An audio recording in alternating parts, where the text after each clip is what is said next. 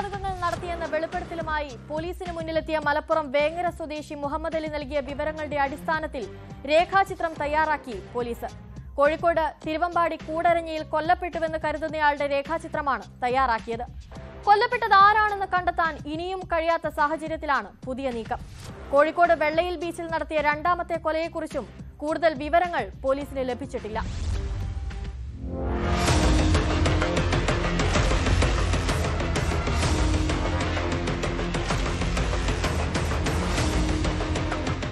June 5-നാണ് Vengara police സ്റ്റേഷനിലെത്തി മുഹമ്മദ് അലി കുറ്റസമ്മതം നടത്തിയത്.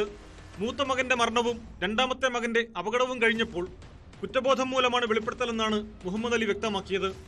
1986-ൽ തന്റെ 14-ാം വയസ്സിൽ ഒരാളെ കൊന്നുവെന്നായിരുന്നു കുറ്റസമ്മതം. പഴയ രേഖകൾ പരിശോധിച്ചപ്പോൾ മുഹമ്മദ് അലി പറഞ്ഞ കാലത്ത് കൂടരഞ്ഞിയിൽ ഒരാൾ കൊല്ലപ്പെട്ടിരുന്നതായി വ്യക്തമായി. സ്ഥലത്ത് ജോലിക്ക് വന്നയാളെന്നതിനപ്പുറം മറ്റു വിവരങ്ങൾ വ്യക്തമായില്ല.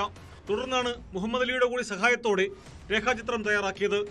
രേഖാചിത്രത്തിന് മരിച്ചയാളുമായി 80% സാമ്യമുണ്ടെന്ന് കൊല ചെയ്യപ്പെട്ടുവെന്ന് കരുതുന്നയാളെ കൂടരഞ്ഞിയിൽ ജോലിക്കെത്തിച്ച ദേവസ്യ പറഞ്ഞു. മാധ്യമങ്ങളിലൂടെ പുറത്തുവിട്ട ചിത്രങ്ങൾ കണ്ട് ആരെങ്കിലും തിരക്കിയെത്തുമോ എന്ന കാത്തിരിപ്പിലാണ് പോലീസ്. വിവിധ കാലയളവുകളിലായി കാണാതായ ആളുകളുടെ ലഭ്യമായ ചിത്രങ്ങളുമായും ഇത് താരതമ്യം ചെയ്തു വരികയാണ്.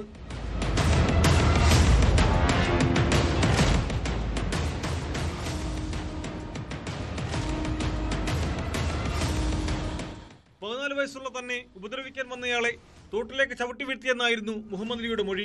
ഇതിനിടെ കോഴിക്കോട് വെള്ളയിൽ ബീച്ചിൽ 1989-ൽ ബാബു എന്നയാളോടൊപ്പം ചേർന്ന് മറ്റൊരാളെയും കൊന്നതായി മുഹമ്മദ് അലി മൊഴി നൽകിയിട്ടുണ്ട്. സമാന കാലത്ത് വെള്ളയിൽ ബീച്ചിലും ഒരു കൊലപാതകം നടന്നതായി രേഖകളുണ്ട്. എന്നാൽ മരിച്ചയാളെയും കൊലയ്ക്കൊപ്പമുണ്ടായിരുന്ന ബാബുവിനെയും തിരിച്ചറിയാൻ കഴിഞ്ഞിട്ടില്ല. ഇവിടെയും രേഖാചിത്രം വരയ്ക്കാനാണ് പോലീസിന്റെ നീക്കം. കൂടരഞ്ഞി സ്വദേശിയായ മുഹമ്മദ് അലിയുടെ നേരത്തെയുള്ള പേര് ആന്റണി എന്നായിരുന്നു. വേങ്ങരയിലെത്തി രണ്ടാം വിവാഹശേഷമാണ് മതം മാറിയത്. അതേസമയം ഇയാൾക്ക് മാനസിക പ്രശ്നമുള്ളതായി വ്യക്തമാക്കി സഹോദരൻ രംഗത്തെത്തിയിരുന്നു.